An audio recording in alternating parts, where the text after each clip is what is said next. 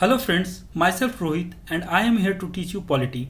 Friends, today we will be discussing some of the most important exam suitors from the topic making of the Indian Constitution. These questions will be highly beneficial for you in all upcoming exams. यहाँ पे हम लोगों ने सभी exams के questions को cover किया है ताकि आपका कोई भी इंपॉर्टेंट कंसेप्ट मिस ना हो. तो चलिए देखते हैं.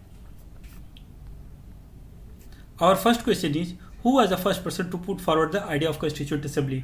Dr. M.N. Roy was the first person to put forward the idea of Constituent Assembly. इन्होंने 1934 में Constituent Assembly के आइडिया को सबके सामने रखा था.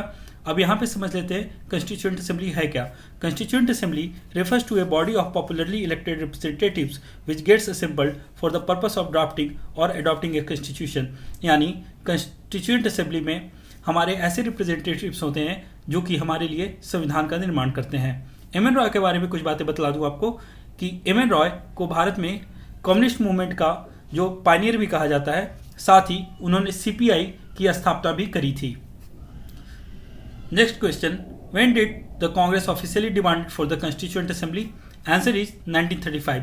1935 में कांग्रेस ने पहली बार कॉन्स्टिट्यूएंट असेंबली के डिमांड को सामने रखा था. इससे पहले आपको याद होगा 1929 में कांग्रेस ने लाहौर सेशन में पूर्ण स्वराज की भी डिमांड रखी थी. Next question, in whose opinion constitution of India had to be framed without any outside interference? Answer is Jawaharlal Nehru. Jawaharlal Nehru के अनुसार the constitution of free India must be framed without any outside interference by a constituent assembly on the basis of adult franchise. यानी कि 1935 के कांग्रेस के demand को ही उन्होंने सामने रखा था 1938 में. इसमें वे कह रहे थे कि भारत के संविधान के निर्माण के लिए एक संविधान सभा की जरूरत होगी. फ्री इंडिया के कॉन्स्टिट्यूशन को बनाने के लिए हमें कॉन्स्टिट्यूएंट असेंबली चाहिए होगा. आगे बढ़ते हैं. When did British government accepted for the first time the demand of constituent assembly? Answer is 1940. In 1940, the demand for the Constituent Assembly was accepted in principle by the British government through August offer. August offer में British government ने भारत के constituent assembly के demand को मान लिया था in principle. आपको पता होगा कि अगस्त ऑफर के प्रपोजल को सबसे पहले प्रपोज किया था वायसराय लिनलिथगो ने. Question number 5, when did Cripps mission arrived in India? Answer is 1942. In 1942, Cripps mission was sent by British government to secure Indian cooperation for British war effort in Second World War. It was headed by Sir Stafford Cripps. 1942 में Cripps mission को भारत में भेजा गया था. इसका मूल उद्देश्य था कि भारत के जो लीडर थे उनके सपोर्ट को, ब्रिटिश गवर्नमेंट के फेवर में उनके सपोर्ट को लेने के लिए क्रिप्स मिशन को भेजा गया था. यहाँ पे इस मिशन को सर स्टाफर्ड क्रिप्स ने हेड करा था. What was the basis for constituting the Constituent Assembly of India? Constituent Assembly के निर्माण के लिए जो बेसिस बना था वह आपका था cabinet mission plan 1946. Cabinet mission plan had aim to discuss the transfer of powers from British government to Indian leadership. यानी कि कैबिनेट मिशन का जो मेन मकसद था वह मूल उद्देश्य था आपके ब्रिटिश गवर्नमेंट से भारतीय लीडरशिप, जो भारत के नेता हैं, उनको कैसे पावर का ट्रांसफर करा जाए. इस मिशन में Lord Pethick Lawrence, Stafford Cripps और एवी अलेक्जेंडर शामिल थे. कैबिनेट मिशन प्लान ही आगे चल के आपके कॉन्स्टिट्यूएंट असेंबली के निर्माण का कारण बना. आगे बढ़ते हैं. Question number 7, what was the total number of seats in the constituent assembly as per the cabinet mission plan? Answer is 389. As per the cabinet mission plan the total strength of the constituent assembly was 389. The seats were allotted on the basis of proportional representation. Proportional representation कहने का मतलब ये है कि 1 seat for 1 million, यानी हर 10 लाख पे एक seat को आपको रिजर्व करा गया था कॉन्स्टिट्यूएंट असेंबली के लिए. टोटल नंबर ऑफ सीट्स जो कॉन्स्टिट्यूएंट असेंबली में थे वो 389 था. Next, what was the number of seats allotted to the princely estates in the constituent assembly? Answer is 93. The total number of seats which was allotted to princely estate was 93. The representatives were to be nominated by the heads of the princely estates. यानी जो princely estates के head थे, जो राजा थे, उन्हें nominate करना था इन रिप्रेजेंटेटिव्स को कॉन्स्टिट्यूएंट असेंबली के लिए. Next question is, what was the number of seats allotted to the British province in the constituent assembly? Answer is 296. The total number of seats which was allotted to the British province was 296। अब देख लो, यहाँ पे एक बात समझना है कि constituent assembly में आपके दो तरह के सीट रिजर्व किए गए थे। एक था प्रिंसली स्टेट्स के लिए और दूसरा था ब्रिटिश प्रोविंस के लिए। ब्रिटिश प्रोविंस वैसे प्रोविंस थे जहाँ पे ब्रिटिश गवर्नमेंट डायरेक्टली रूल किया करती थी। यहाँ से लगभग 296 मेंबर्स आने थे कंस्टिट्यूएंट असेंबली में। इसमें भी दो भाग था। 296 में आपके 292 सीट्स ब्रिटिश प्रोविंस से आने वाले थे, जो कि गवर्नर्स प्रोविंस जिन्हें हम कहते हैं, और बाकी के 4 जो थे वे चीफ कमिश्नर प्रोविंस से आने वाले थे। चीफ कमिश्नर प्रोविंस आपको माइनर प्रोविंस के नाम से जाने जाते थे। आगे बढ़ते हैं। When did elections were held to fill the seat of constituent assembly? आपका जो इलेक्शन कब हुआ था कंस्टिट्यूएंट असेंबली के लिए? आंसर है July to August 1946। The election of constituent assembly were held in July to August 1946। इसमें हो क्या रहा है कि आपका कंस्टिट्यूएंट असेंबली के लिए, यानी जो 296 सीट्स फिल करने थे ब्रिटिश प्रोविंस से, उसके लिए इलेक्शन आपका जुलाई और अगस्त 1946 में हुआ था। इसमें टोटल 8 सीट्स कांग्रेस ने जीती थी, मुस्लिम लीग ने 73 सीट जीती थी, और अदर्स जो पार्टीज थी जिसमें छोटी पार्टी या इंडिपेंडेंट कैंडिडेट्स थे उन लोगों ने 15 सीट जीती थी। Next question is when did constituent assembly of the India held it's first meeting? एक काफी इंपॉर्टेंट क्वेश्चन है, काफी एग्जाम्स पूछा गया है। आंसर इज दिसंबर 9, 1946। 9 दिसंबर 1946 को कंस्टिट्यूएंट असेंबली की पहली मीटिंग होती है। आपका इसमें लगभग 211 मेंबर्स इसमें प्रेजेंट रहते हैं। मुस्लिम लीग ने इस मीटिंग का बॉयकॉट करा था। Question number 12, who presided over the first meeting of the Indian constituent assembly? Answer is doctor Sachchidanand Sinha. Doctor Sachchidanand Sinha was elected as the temporary president of the first meeting of Indian constituent assembly. यानी Indian constituent assembly की जो पहली meeting हुई थी, पहली बैठक हुई थी, उसके लिए आपको डॉक्टर सच्चिदानंद सिन्हा को टेम्पररी प्रेसिडेंट के रूप में चुना गया था। अब यहाँ पे कुछ बातें मैं डॉक्टर सच्चिदानंद सिन्हा के बारे में आप लोगों को बतला दूं कि ये आरा पटना से बिलोंग करते थे। उन्होंने होम रूल लीग मूवमेंट में भी पार्टिसिपेट किया था। और एक बात ध्यान में रखना होगा, जो यूएस से पहला टेलीग्राम इंडिया में भेजा गया था सेक्रेटरी ऑफ स्टेट डीन अचेसन के द्वारा, उन्होंने सबसे पहला टेलीग्राम डॉक्टर सच्चिदानंद सिन्हा को इंडिया में भेजा था। Now let's move to the question number 13, who was elected as the president of the constituent assembly? Answer is Dr. Rajendra Prasad. Dr. Rajendra Prasad was elected as the president of the constituent assembly. He was elected as the president on 11 December 1946. Next question is who was elected as the vice president of the constituent assembly? S.C. Mukherjee was elected as the vice president of the constituent assembly. यहाँ पे एक बात और समझ लेना, S.C. Mukherjee के अलावा VT. Krishnamachari भी आपके कंस्टिट्यूएंट असेंबली के वाइस प्रेसिडेंट थे। यानी कि कंस्टिट्यूएंट असेंबली में एक प्रेसिडेंट और 2 वाइस प्रेसिडेंट थे। Question number 15 is who had moved the objective resolution in the constituent assembly? Answer is Jawaharlal Nehru. On December 13, 1946, Jawaharlal Nehru had moved the historic objective resolution in the assembly. It had laid down the fundamentals and philosophy of the constitutional structure. यानी कि हमारा संविधान का प्रारूप कैसा होगा, इस बात को ऑब्जेक्टिव रेजोल्यूशन में डिस्कस किया गया था। आगे बढ़ते हैं। Question number 16 is what was the aim of the objective resolution? It laid down the fundamentals and philosophy of the constitution. अब fundamentals and philosophy of the constitution कहने से क्या मतलब है? The through objective resolution aim of the constituent assembly was defined. It had included the aspirations and values on which constitution was to be made. यानी कि हमारे संविधान बनने का अधिकार क्या होगा, इन्हीं सब बातों का जिक्र ऑब्जेक्टिव रेजोल्यूशन में किया गया था। कुछ प्रिंसिपल्स जैसे कि इक्वलिटी, लिबर्टी, डेमोक्रेसी, सॉवरेनिटी, इन सबको ऑब्जेक्टिव रेजोल्यूशन में इंक्लूड किया गया था। बाद में आप इसी के स्पिरिट को प्रीएम्बल में भी देखते हैं। Next question is when did objective resolution was adopted bye constituent assembly? Answer is जनवरी 22, 1947 को। दिसंबर 13, 1946 को मोशन मूव कराया था ऑब्जेक्टिव रेजोल्यूशन का पंडित जवाहरलाल नेहरू ने। उसके बाद इसको एक्सेप्ट कर लिया गया है जनवरी 22, 1947 को। इस मोशन को अनएनिमसली एक्सेप्ट कर लिया गया था। Next question is question number 18 when did Indian independence bill receive the royal assent? Answer is July 18, 1947। अब देखो, इंडियन इंडिपेंडेंस बिल को ब्रिटिश पार्लियामेंट ने जुलाई 5, 1947 को ही पास कर लिया था। बाद में इस पर रॉयल एसेंट यानी कि जो ब्रिटेन के किंग थे या क्वीन थे, उन्होंने इस पर साइन किया था जुलाई 18, 1947 को। इसके बाद यह Indian independence act. Question number 19 is what were the function of the constituent assembly as per the Indian independence act 1947? Answer is constituent and legislative. देखो, जो इंडियन इंडिपेंडेंस एक्ट 1947 था उसने कॉन्स्टिट्यूएंट असेंबली को दो फंक्शन दिए थे, एक था कॉन्स्टिट्यूएंट पावर और दूसरा था लेजिस्लेटिव पावर। कॉन्स्टिट्यूएंट पावर में आपका जो कॉन्स्टिट्यूएंट असेंबली है कॉन्स्टिट्यूशन बनाने का काम करता था, और जो लेजिस्लेटिव पावर था उसके थ्रू यह ऑर्डिनरी लॉ भी बना सकता था।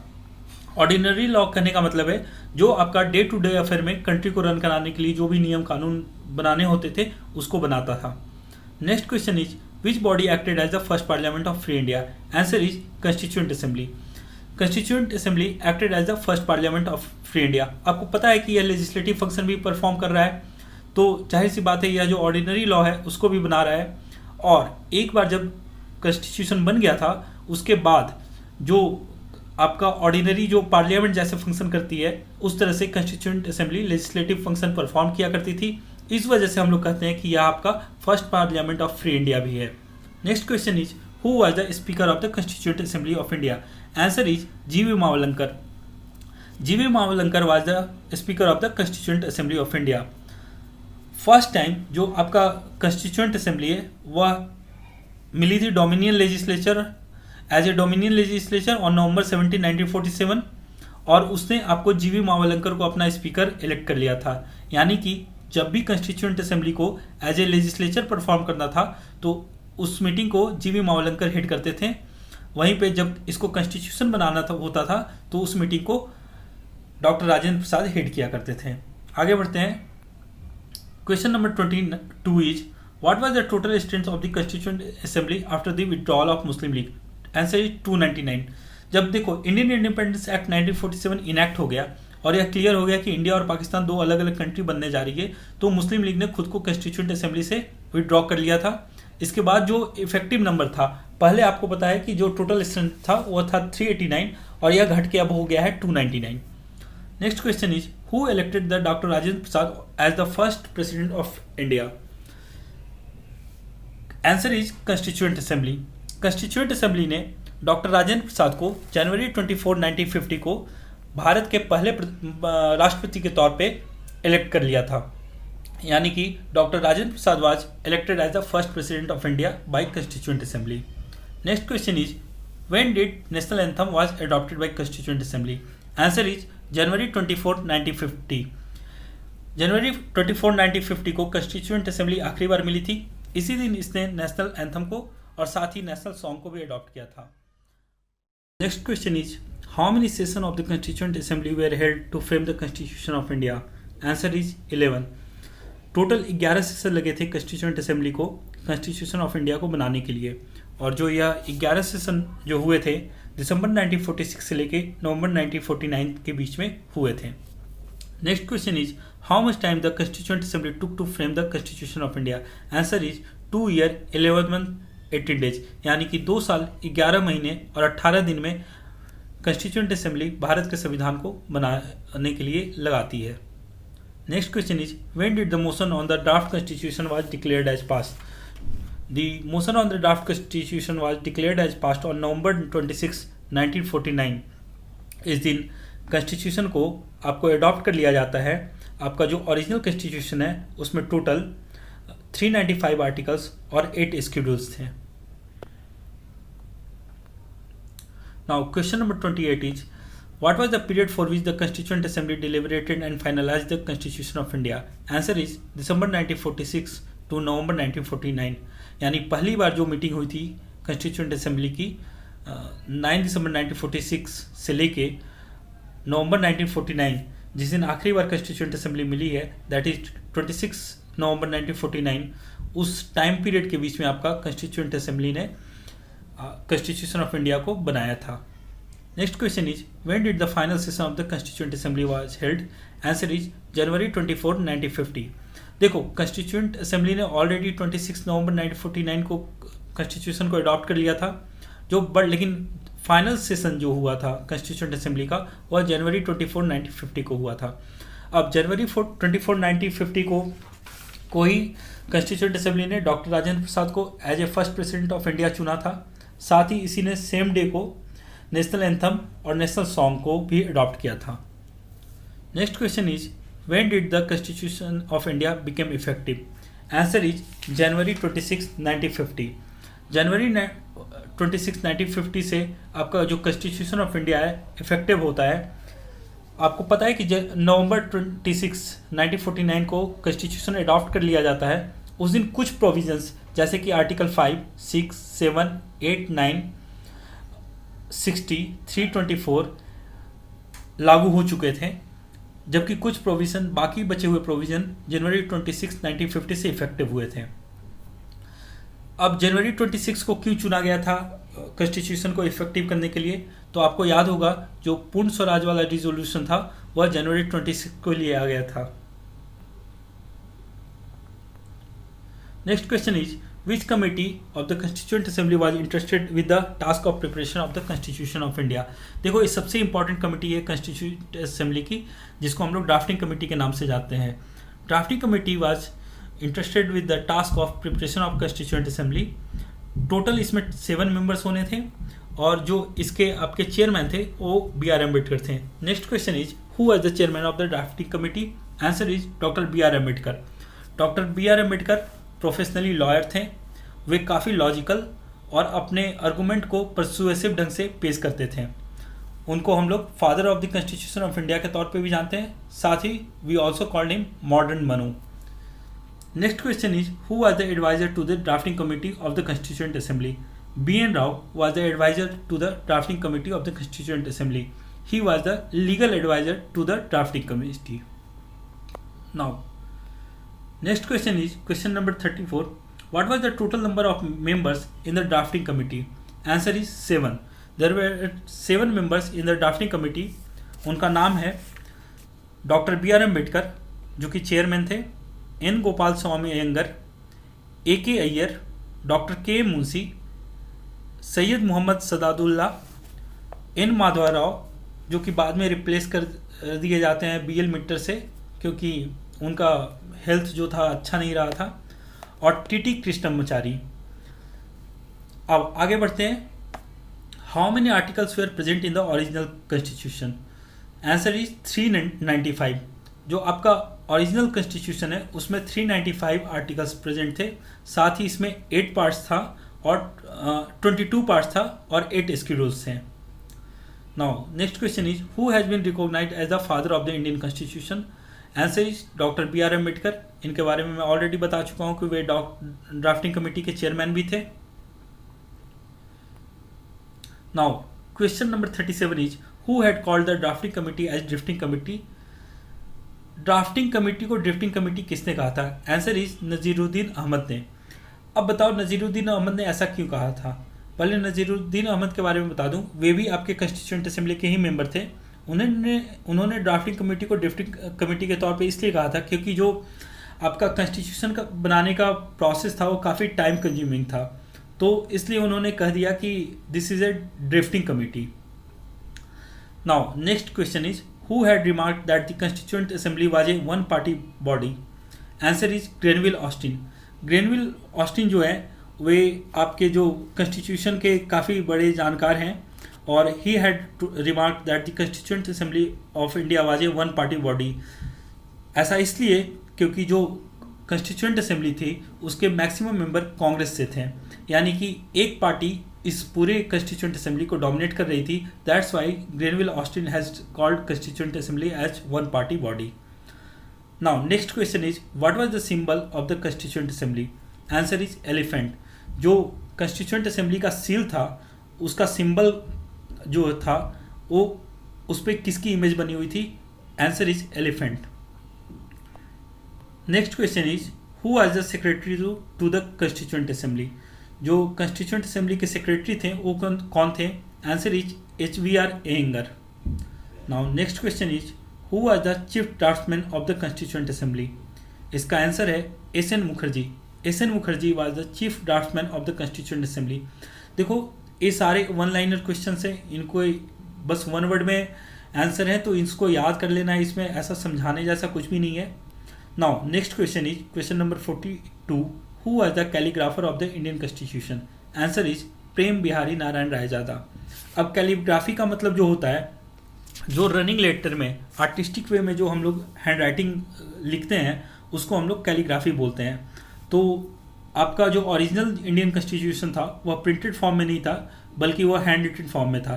दैट्स वाई जो कैलीग्राफर थे वे थे प्रेम बिहारी नारायण रायजादा।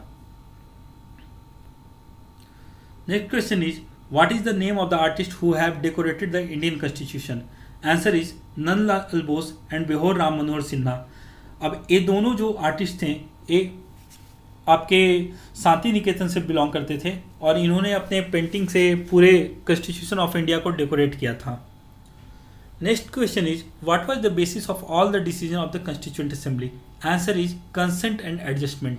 यानी कि जो भी डिसीजन लिया गया था कॉन्स्टिट्यूएंट असेंबली में वह एक दूसरे के कंसेंट से और एक दूसरे से एडजस्टमेंट के थ्रू किया गया था। यानी कि अगर कोई अग्री नहीं करता था तो हम लोग एक तरह के एडजस्टमेंट के तौर पे देखते थे कि भाई थोड़ा सा कॉम्प्रोमाइज आप कर लो, थोड़ा हम कर लेते हैं, इस तरह से पूरा डिसीजन को लिया गया था।